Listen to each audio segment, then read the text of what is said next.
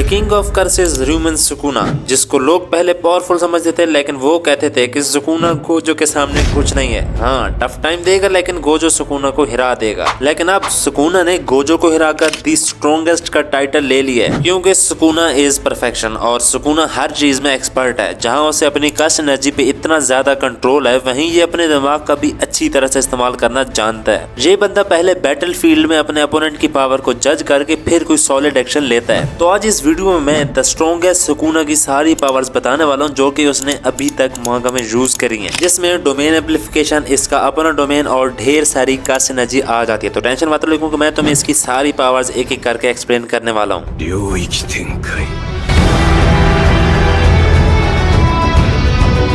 तो नंबर 7 पे इसकी जो पावर आती है वो है इसकी ढेर सारी कर्स एनर्जी। सुकुना की सबसे अच्छी पावर में से एक ये है कि सुकुना के पास ना खत्म होने वाली कर्स एनर्जी मौजूद है, और जुजुत्सु काइसन में सबसे ज्यादा कर्स एनर्जी गोजो के पास नहीं है बल्कि सुकुना के पास है। इवन के यूता कोत्सो ने भी इस चीज को माना है कि जितनी कर्स एनर्जी मेरे पास है, सुकुना की इससे डबल है और इसका कंट्रोल भी मुझसे सुपीरियर है। छठे नंबर पे आती है इसकी डोमेन एम्प्लीफिकेशन की पावर। डोमेन एम्प्लीफिकेशन काफी यूजफुल टेक्निक है और खास तौर पे उस वक्त जब यूजर कर्स टेक्निक या डोमेन एक्सपेंशन के अगेंस्ट फाइट कर रहा हो। तो ये एक एंटी डोमेन टेक्निक है। जब यूजर इसे यूज करता है तो इस डोमेन की थिन लेयर उस यूजर की बॉडी को कवर कर लेती है। इस डोमेन का यूज करके तुम किसी भी कर्स टेक्निक के इफेक्ट को न्यूट्रलाइज कर सकते हो, लेकिन इस डोमेन को यूज करने में एक ड्रॉबैक है, और वो ये है कि जब तुम डोमेन एम्प्लीफिकेशन का यूज कर रहे होगे तो तुम किसी और टेक्निक को यूज नहीं कर सकते। और डोमेन एम्प्लीफिकेशन का यूज सिर्फ वही बंदा कर सकता है जो कि हैंड टू हैंड कम्बैट में माहिर हो। अब हानामी हैंड टू हैंड कम्बैट में माहिर नहीं थी, इसलिए वो गोजो के डोमेन एम्प्लीफिकेशन के प्रेशर से ही मर गई थी। और गोजो से लड़ते वक्त भी सुकुना ने इसको काफी दफा यूज किया था ताकि वो उसकी इन्फिनिटी को क्रॉस करके उसे हिट कर सके और उसे डैमेज पहुंचा सके, और सुकुना से अच्छा इस डोमेन को और